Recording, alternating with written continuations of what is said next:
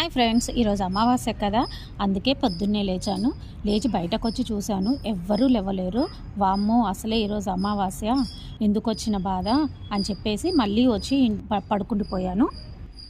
తీరా చూస్తే 6 గంటలకు లెగిశాను. అది కూడా జిహెచ్ఎంసీ బండి వచ్చి విజిల్ వేస్తే కానీ నేను లెగలేదు.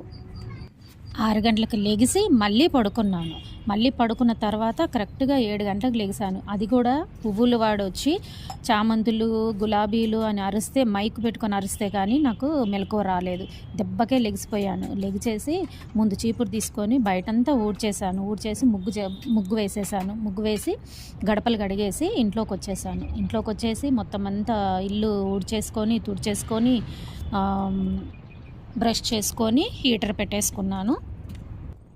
తర్వాత స్నానం చేసేసుకొని గబగబా రెడీ అయిపోయాను. రెడీ అయ్యేసి గుమ్మడికాయ గురించి ఆలోచన వచ్చింది. గుమ్మడికాయ కోసమని మార్కెట్కి వెళ్ళాను.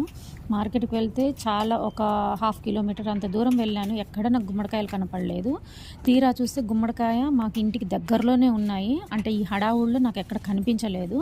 ఇంకా గబగబా వెళ్ళేసి ఆ గుమ్మడికాయతో బేరం ఆడితే వాడు 170 రూపాయలు చెప్పాడు. 170 నుంచి 150 రూపాయలకు వచ్చాడు. ఇంకా వాడితో బేరం ఆడి గుమ్మడికాయ తీసేసుకొని వస్తూ పక్కన టెంపుల్ ఉన్నది మాకు. ఆ టెంపుల్లో పూజారికి ఇచ్చేసి, ఇది అమ్మవారిది పాదాల దగ్గర పెట్టి ఇవ్వండి పంతులు గారు అని చెప్పేసి ఇచ్చేసి ఇంటికి వచ్చేసాను. ఆ గుమ్మడికాయ అక్కడే పెట్టేశాను. ఇంటికి వచ్చేసి మళ్ళీ ఇంట్లో పూజ చేసేసుకొని, ముందుగా గడపకు బొట్లు పెట్టుకొని తర్వాత పూజ చేసేసుకొని తులసమ్మ వారికి కూడా పూజ చేసేసి ఇంకా వెంటనే టెంపుల్కి వెళ్ళిపోయాను.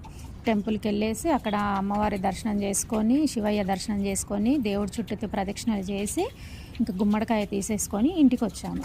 ఇంటికి వచ్చేసి కాసేపు కూర్చొని సర్లే టిఫిన్ చేద్దామని చెప్పేసి కిచెన్లోకి వెళ్ళా. అంతే, కిచెన్ను చూస్తే మొత్తం అంతా ఖరాబ్ చేసి పెట్టేశారు మా హస్బెండ్ మా పిల్లలు కలిసి. వాళ్ళ వరకు టిఫిన్లు వేసేసుకొని పిండిని గ్రైండర్లోకి తీసేసి పాలు పొంగిచ్చేశారు. స్టవ్ మొత్తం అంతా పొంగిపోయినాయి. ఇంకా వాటన్నిటినీ ఇప్పుడు నేను క్లీన్ చేసే ఓపిక నాకు లేదు అని చెప్పేసి నేనైతే దోశలు వేసేసుకొని వెళ్ళి కాస్త పడుకొని 4 గంటలకి, అంటే 3:40కి అనుకుంటాను, 3:40కి లెగిసి కాస్త టీ పెట్టుకొని గిన్నెలన్నీ తోమేసి మళ్ళీ స్టవ్ కడిగేసి అన్నీ క్లీన్ చేసేసి ఇంకా నేను సాయంత్రం పూజ కోసమని రెడీ చేసుకుంటున్నాను. మళ్ళీ ఈవినింగ్ 5:30కి అట్లా పూజ చేసుకుందామని.